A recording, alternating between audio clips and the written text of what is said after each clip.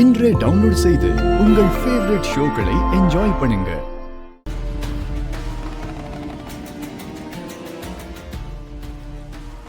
அண்ணா, என்ன ஆச்சுன்னா?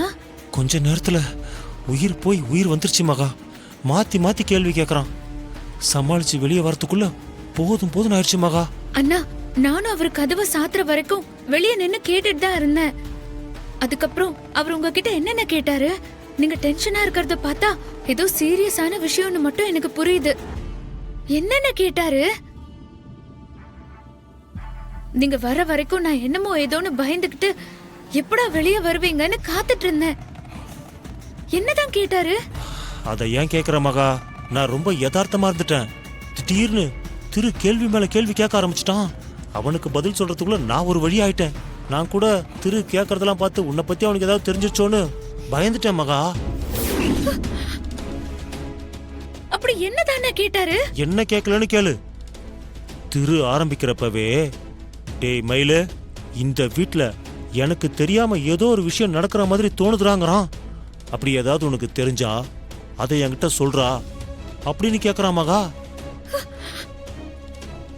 திரு என்கிட்ட அப்படி கேட்டதும் அப்படியே தூக்கி வாரி போட்டுருச்சு மகா.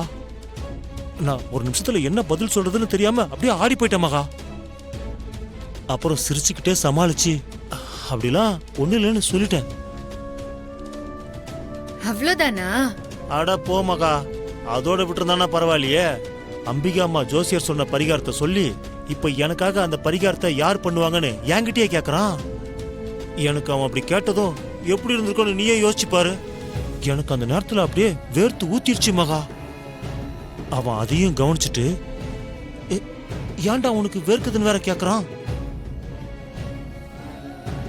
சரி, இந்த பரிகாரத்தை லட்சுமி தானே பண்ணியாகணும், என்னடா பண்றதுன்னு என்னையவே கேக்குறான். நான் தான் எப்படியும் இன்னும் கொஞ்ச நாள்ல ஸ்ரீயோட கல்யாணம் ஆயிடும், அதுக்கப்புறம் பாத்துக்கலான்னு அது இதுன்னு சொல்லி சமாளிச்சு வரதுக்குள்ள போதும் போதும் ஆயிடுச்சு மகா.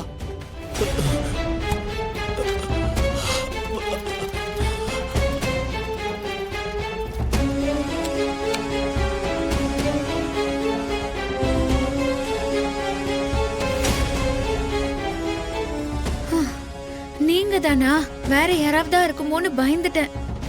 என்ன மயில சொல்ற? திரு உன்கிட்ட இப்படி எல்லாமா கேட்டான்? அட ஆமாக்கா, அவன் அப்படிதான் கேட்டான். ஷோ கடவுளே, அவர் ஏன் திடீர்னு இப்படி எல்லாம் கேட்டாருன்னு தெரியலையே.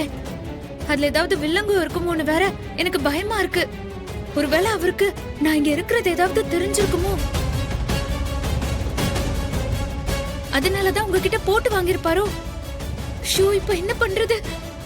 இனி இந்த பூஜையை நான் செய்ய முடியாதா? ஐயோ மகா, இப்ப எதுக்கு நீ பயந்து எங்களையும் பதட்டப்பட வைக்கிற? எனக்கு என்னமோ திருவுக்கு நீங்க இருக்கிற விஷயம் தெரிஞ்சா இப்படி எல்லாம் பேசியிருக்க மாட்டான். நேரடியா வந்து என்ன ஏதுன்னு பேசியிருப்பான்.